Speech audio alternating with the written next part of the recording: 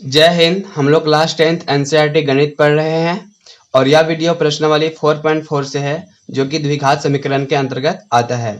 और इस वीडियो में हम लोग प्रश्नावली 4.4 का प्रश्न संख्या 5 को हल कर रहे हैं। तो आइए देखते हैं प्रश्न।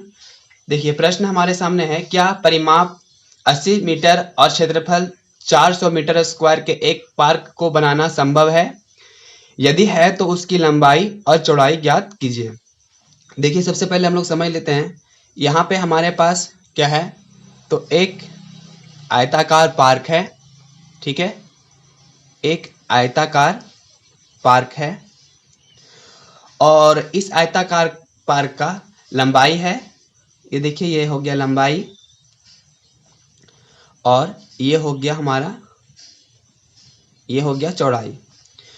ठीक है, तो एक को अगर हम लोग x मान लें और दूसरा को y मान लें, ठीक है, तो यहाँ पे हम लोग क्या कर लेते हैं, लंबाई को x मान लेते हैं और चौड़ाई को हम लोग y मान लेते हैं। ठीक है, अब यहाँ पे दिया गया है कि आयताकार पार्क का जो है परिमाप। ठीक है, तो सबसे पहले देखिए कि आयताकार पार्क का जो परिमाप होता है वो क्या होता है, 2 × L + B होता है, यानी कि 2 और ब्रैकेट में लंबाई और प्लस क्या होता है, चौड़ाई होता है। तो देखिए 2 हो गया और लंबाई जो है उसको हम लोग x माने हैं और चौड़ाई जो है उसे हम लोग y माने हैं। तो यहाँ पे ये निकल कर के आ गया और इसके बराबर में यहाँ पे दिया हुआ परिमाप जो है वो कितना है, तो परिमाप जो है यहाँ पे 80 है ना। तो देखिए यहाँ पे एक समीकरण ये निकल करके आएगा हमारे पास, यानी कि देखिए ये कट जाएगा तो यहाँ पे हो जाएगा 40। ठीक है, तो यहाँ पे ये निकल करके आएगा और निकल जाएगा हमारे पास x + y बराबर निकल जाएगा 40। ठीक है, तो इसको हम लोग समीकरण 1 मान लेंगे और दूसरा बार जो है ये दिया गया है कि उसका क्षेत्रफल दिया गया है। ठीक है, तो आयताकार बाग का जो क्षेत्रफल होगा, यानी आयत का जो क्षेत्रफल होता है वो उसके बराबर होगा। तो आयत का जो क्षेत्रफल होता है, आयत का क्षेत्रफल, आयत का क्षेत्रफल क्या होता है, आयत का क्षेत्रफल होता है, क्या होता है, लंबाई गुना चौड़ाई। ठीक है, क्या होता है, लंबाई गुना चौड़ाई। ठीक, अब देखिए यहाँ पे लंबाई जो है, लंबाई भी हमको पता है x है ना, और चौड़ाई भी हमको पता है y, और इसका क्षेत्रफल भी दिया गया है यहाँ पे 400 मीटर स्क्वायर, 400 मीटर स्क्वायर। ठीक है, तो देखिए यहाँ पे y का मान यहाँ से निकाल करके यहाँ पे पुट कर देंगे और हम लोग x और y का वैल्यू निकाल लेंगे। ठीक है, तो चलिए हम लोग देखते हैं, इसको बनाते हैं, लिखते हैं पहले। तो हम लोग लिख सकते हैं, माना आयताकार पार्क की लंबाई x जो हम लोग माने थे तथा आयताकार पार्क की चौड़ाई y। अब प्रश्नानुसार देखिए दिया गया है कि परिमाप 80 मीटर है। ठीक है, तो आयताकार पार्क का परिमाप हो गया 80 और चूंकि आयताकार पार्क का परिमाप यानी आयत का परिमाप बराबर होता है 2 ब्रैकेट में लंबाई प्लस चौड़ाई, अब बराबर इसके बराबर में 80 दिया गया है। तो यहाँ हो गया 2 लंबाई, लंबाई जो है जिसको हम लोग x माने थे और चौड़ाई जो है जिसे हम लोग y माने थे। ठीक है, तो यहाँ पे देखिए हम लोग यहाँ से y का वैल्यू निकाल सकते हैं और जब y का वैल्यू निकालेंगे तो यहाँ पे पुट कर सकते हैं हम लोग। तो यहाँ पे हम लोग y का वैल्यू निकाल लेते हैं। तो देखिए ये 2 से जो है कट जाएगा, तो यहाँ हो जाएगा 40 बार में कट गया। ठीक है, तो यहाँ पे हमारे पास आ गया है x + y बराबर हो गया यहाँ पे 40।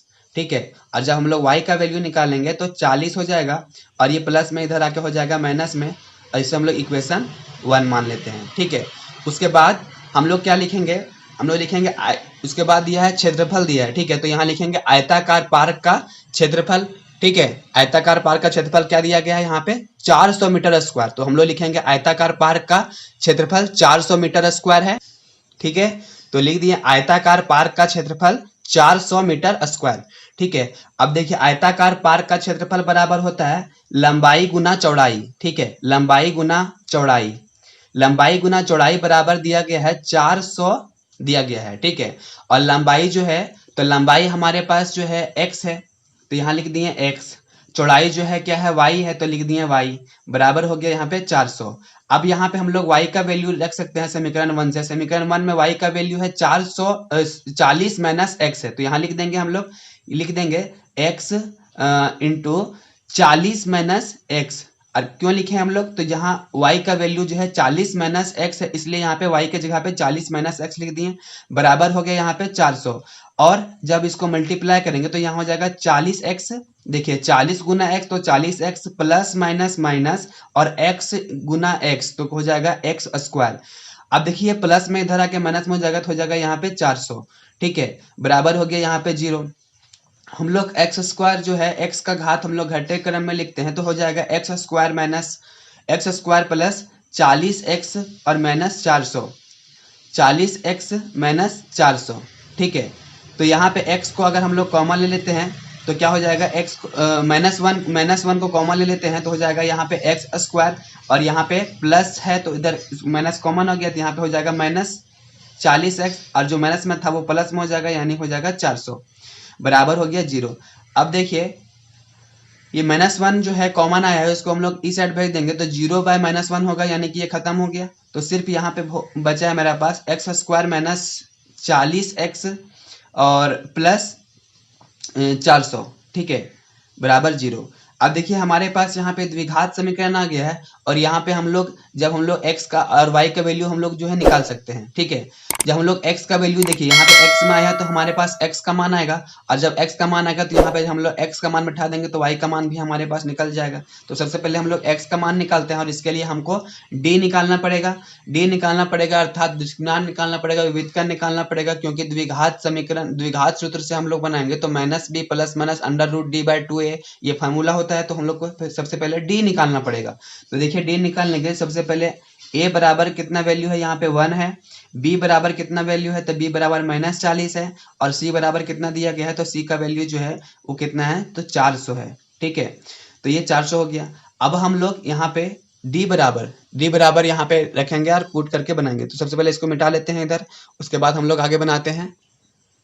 तो चलिए देखिए यहाँ पे a का वैल्यू 1 है, b का वैल्यू -40 है और c का वैल्यू 400 है। तो यहाँ पे हम लोग d का निकालते हैं तो d बराबर होता है b स्क्वायर माइनस 4ac, ठीक है। और यहाँ पे यह भी चेक हो जाता है कि इसमें समीकरण का अस्तित्व है या फिर नहीं है, या फिर समीकरण का वास्तविक मूल है या नहीं है, ठीक है। तो b स्क्वायर माइनस 4ac, तो देखिए बी स्क्वायर मतलब कि यहाँ पे -40 का स्क्वायर हो जाएगा, तो -40 का स्क्वायर हो गया। उसके बाद है 4ac, तो 4 हो गया। a का वैल्यू देखिए तो a का वैल्यू यहाँ पे 1 है तो यहाँ 1 रख दिए, और c का वैल्यू तो c का वैल्यू यहाँ पे 400 है, ठीक है। और यहाँ पे आगे हम लोग आगे सॉल्व करते हैं तो 40 का स्क्वायर मतलब कितना हो जाएगा, तो 4 चौके 16 यानी कि 1600 हो जाएगा। और इसको सॉल्व करते हैं तो यहाँ हो जाएगा 4 चौके 16, तो ये भी हो गया हमारे पास 1600, ठीक है। और जब घटा देंगे तो हमारे पास आ गया है 0, ठीक है। तो 0 जो है वो क्या चीज है, हम लोग देखिए यहाँ पे ये भी हम लोग पढ़े हैं पहले कि d का वैल्यू अगर 0 के बराबर होता है तो हम लोग बोल सकते हैं कि अतः दी गई समीकरण के वास्तविक मूल हैं, और इसे हम लोग आगे सॉल्व भी कर सकते हैं, ठीक है। तो सबसे पहले यहाँ लिख लेते हैं अतः दी गई समीकरण के वास्तविक मूल हैं। तो चलिए हम लोग देखते हैं, यहाँ पे लिख सकते हैं अतः दी गई समीकरण के वास्तविक मूल हैं। तो हम लोग आगे द्विघाती सूत्र से इसे हल कर सकते हैं, और द्विघाती सूत्र यह कहता है x बराबर -b प्लस माइनस √d/2a, जहां b जो है वो क्या है तो x का कोफिशिएंट है, और d का वैल्यू हम लोग अभी निकाल चुके हैं, और 2 और a का वैल्यू यहाँ पे 1 दिया गया है, ठीक है। तो हम लोग सबसे पहले बैठा देते हैं, देखिए माइनस में है यहाँ माइनस है, और b का वैल्यू देखिए तो b का वैल्यू यहाँ पे -40 है, ठीक है। तो यहाँ हो गया -40 हो गया, प्लस माइनस √d, और d का वैल्यू हमारे पास 0 है, ठीक है। तो ये टर्म पूरा 0 हो गया। तो यहाँ पे निकल करके आ गया है 2, और a का वैल्यू देखिए तो a का वैल्यू यहाँ पे 1 है, ये 1 हो गया। तो यहाँ पे हो जाएगा माइनस माइनस ये प्लस हो जाएगा, यानी हो जाएगा सिर्फ 40, ठीक है। ये दोनों जो है ये जो है इधर खत्म हो गया, यानी कि देखिए 0 का वर्गमूल तो 0 होगा, ठीक है। और यहाँ पे हो जाएगा नीचे 2। तो हम लोग देखिए हम लोग के पास यहाँ पे क्या निकल के आया है, ये निकल के आ गया 20, यानी x का जो वैल्यू है वो 20 आ गया है।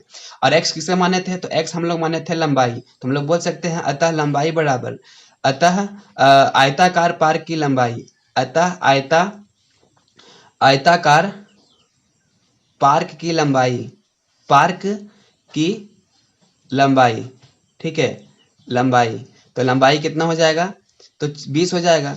और देखिए चौड़ाई जो है जिसे हम लोग y माने थे, तो y अब जब हम लोग x का मान जो है यहाँ पे रख देते हैं, ठीक है। तो यहाँ लिख सकते हैं कि आयताकार पार्क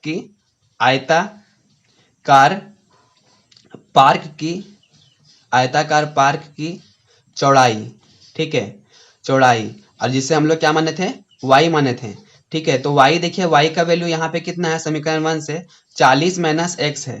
तो यहाँ देखिए ये हो गया 40 और माइनस x का वैल्यू यहाँ पे 20 हो गया।